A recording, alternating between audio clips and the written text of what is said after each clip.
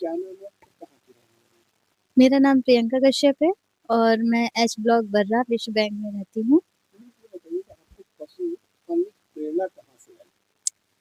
ये प्रेरणा मुझे आई है, मैंने जब पहली बार एक डॉग को रेस्क्यू किया था, उसका एक्सीडेंट हुआ था और उसका नोज जो है वो टूट गया था। उसका जब इलाज कराया उस पीरियड पर मुझे एहसास हुआ कि ऐसे कितने जानवर हैं जो अपनी बात कह नहीं सकते और वो इतनी पीड़ा बर्दाश्त करते हैं। तुरंत आप इतने पशुओं के बीच में रहती हैं, तो क्या आपको डर नहीं लगता है कि हमें गंभीर बीमारियां हो जाएंगी या किसी बात की शिकार हो जाएंगे?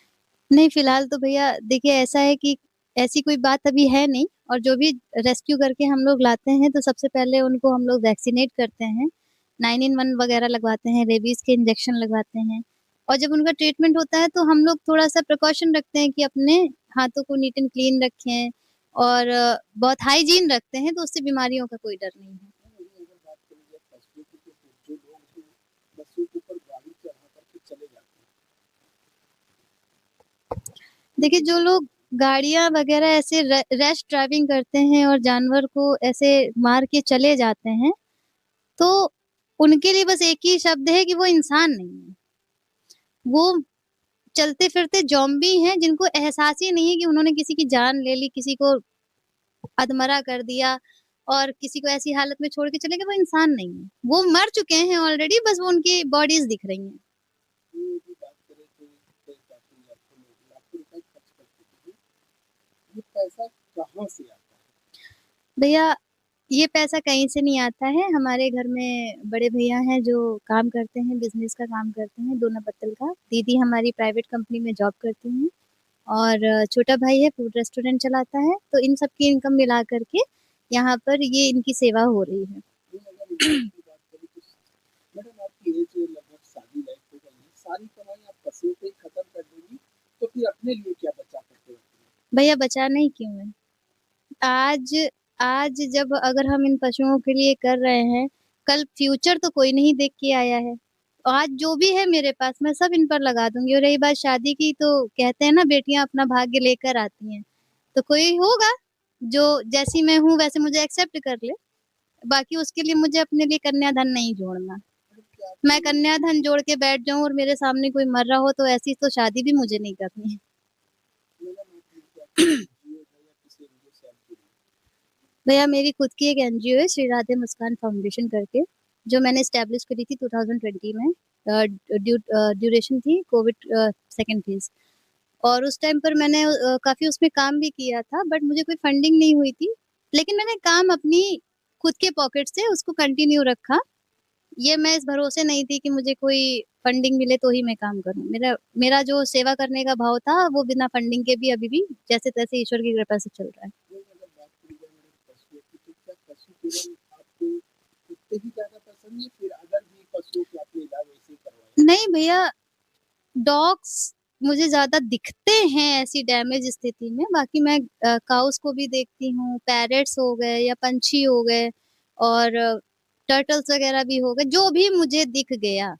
ये नहीं है कि मैं सिर्फ़ डॉग्स को रेस्क्यू करूँ, एक्स, वाई, ज़ेड मुझे जो भी दिख गया मैं रेस्क्यू कर देती हूँ या मैं नहीं कर पाती हूँ तो डॉक्टर को या किसी और को कॉल करके उनको ट्रीटमेंट प्रोवाइड कराती हूँ।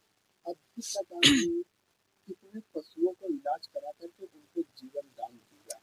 भैया अभी तक तो मैं 100 प्लस हो चुकी हूँ इसमें और तोते जो हैं अभी 8 हैं, बाकी मैंने जो ठीक हो गए थे उन्हें मैंने फ्री कर दिया है, जिनका अभी प्रोसेस चल रहा है ट्रीटमेंट का वो अभी मेरे पास हैं। अभी आपके घर में कितने पशु हैं? मेरे घर में भैया इस समय प्रेज़ेंट टाइम पर 11 हैं और बाहर जो है 45-46 के अराउंड हैं और काऊ जो 1-2 थी वो ठीक हो चुकी हैं, तो उन्हें अभी मैं काउंट नहीं कर रही। मैडम आपकी एनजीओ है, क्या सरकार से कोई बेनिफिट मिला है आज तक? नहीं भैया, आज तक तो कुछ भी गवर्नमेंट से मुझे कोई बेनिफिट नहीं मिला है और मैं आगे को चाहूँगी कि गवर्नमेंट इसमें ध्यान दे और मुझे कुछ फंडिंग दें या मुझे एसपीसीए के लिए जगह प्रोवाइड कराएँ, जिससे मैं इनकी और अच्छे से देखभाल कर पाऊँ। आपकी एनजीओ खुद की है, एनजीओ के माध्यम से क्या सरकार के पास आप न्याय की गुहार लगाई या फिर कभी एनजीओ के माध्यम से कभी गई नहीं, सरकार तक अपनी बात पहुँचाई ही नहीं? भैया मुझे सेवा से ही एक तो टाइम नहीं मिला और दूसरी चीज़ मुझे मालूम भी नहीं था कि इसको करना कैसे है। मुझे गाइडेंस नहीं था कि मुझे करना क्या है।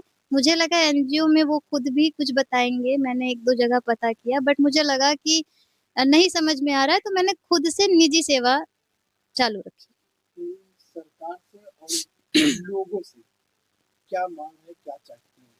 मैं सरकार और लोगों से बस यही चाहती हूँ कि ज़्यादा से ज़्यादा मेरा सपोर्ट करें क्योंकि मैं सच में बहुत जेन्युइनली चाहती हूँ कि सारे जितने भी जीव हैं वो स्वस्थ रहें और बहुत पीड़ा में ना रहें। तो उसके लिए मैं सरकार से चाहूँगी मुझे एक एसपीसीए के लिए फंडिंग दें या मुझे जगह दें या मुझे एसपीसीए प्रोवाइड कराएँ, जिससे मैं इनको अच्छी स्वास्थ्य सेवा प्रदान कर सकूँ और लोगों से कहूँगी कि ज़्यादा से ज़्यादा फंडिंग करें ताकि इनको और भी जो जानवर हैं जिनको मैं बहुत सीवियर जानवर होते हैं जिनको प्लाज़्मा वग़ैरह चढ़ना होता है, उनको भी मैं अच्छा ट्रीटमेंट प्रोवाइड करवा सकूँ। वहीं अगर बात करी जाए फंड की, तो सरकार और लोगों से आपको फंड मिलेगा, तो आगे आपकी रणनीति क्या रहेगी?